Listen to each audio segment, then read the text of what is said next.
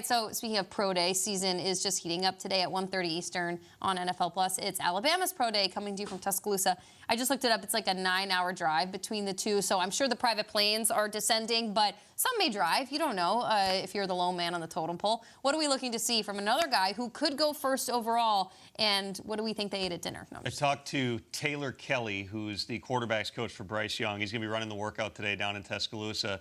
Taylor told me that Bryce is going to throw about 45 to 50 balls. Again, kind of like C.J. Stroud, fewer reps than we've seen in some other pro days through the years. So they want to start him out. They're going to get him out on the run. They're going to go to some quick game stuff. They're going to do under center plant throws, which is not something he did a whole lot at Alabama, just to show that he's got that skill.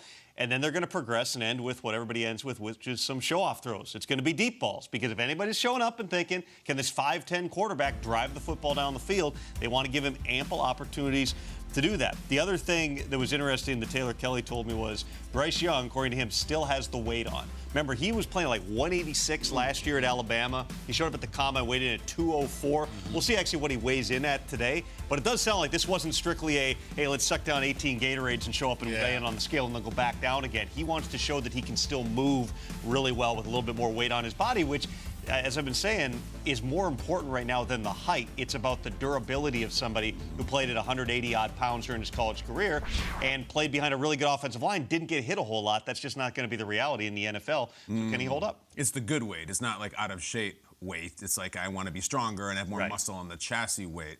He's going to be able to throw. We know this guy can throw. We know both of these guys can throw. That's why it's going to be so fun. No one is going to show up and lay an egg. No one is going to blow it.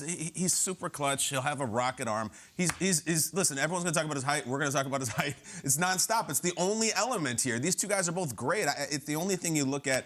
So he's short of wearing lifts to the workout, which I think is probably beneath him. I think there was an episode of the Brady Bunch once when Bobby Brady put balloons on his head to make himself taller. I don't think that works. Bryce Young, just show up, throw it deep. That one. I think it did happen. Jamie's got that one. That's all I got. Throw up and chuck it. We'll see how he does and talk about it. Yeah, we expect him to show up the same way C.J. Stroud showed up yesterday. And for me, when you look at Bryce Young, everybody's going to talk about his height. And I go back to production, what he did in college. And he played at Alabama. It's not that he comes from a small school. And as you look at Bryce Young and his team at Alabama last year, the team he practiced against was the defense, and the guys that were in front of him, his offensive line.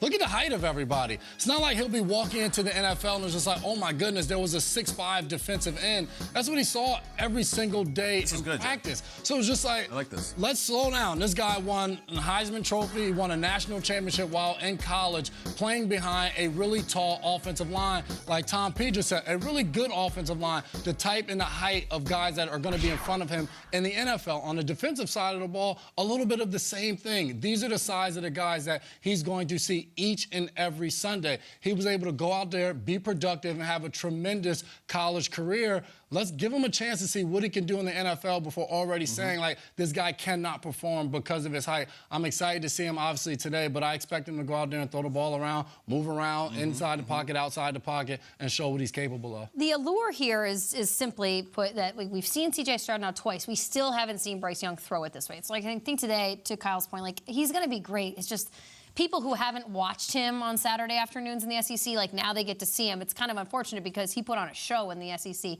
don't go to Alabama if you're going to be coddled and say, like, it's fine that you're 5'10". We'll put you in the right position. No, Nick Saban is probably in the meetings with this young man in his entire career. You're going to be fighting against a height thing pretty soon here, and I'm going to get you ready. I have guys that are going to get after you. I mean, the bottom right corner of that screen, you saw Will Anderson and Henry To'o, two guys that are going to come off the board in this year's draft class that are insanely talented and quick and big. So if you don't think this guy is chased around at his own practice, but also last year's game at Tennessee when the goalpost came down in Knoxville, Bryce Young got hit. He got hit a lot. And he bounced up like a boxer every single time. So there are some guys also, I know the knock might be that his weight, he's not going to be, the durability. There are some guys who are just kind of slippery and they get hit and they're able to come back up and things just don't affect them like that.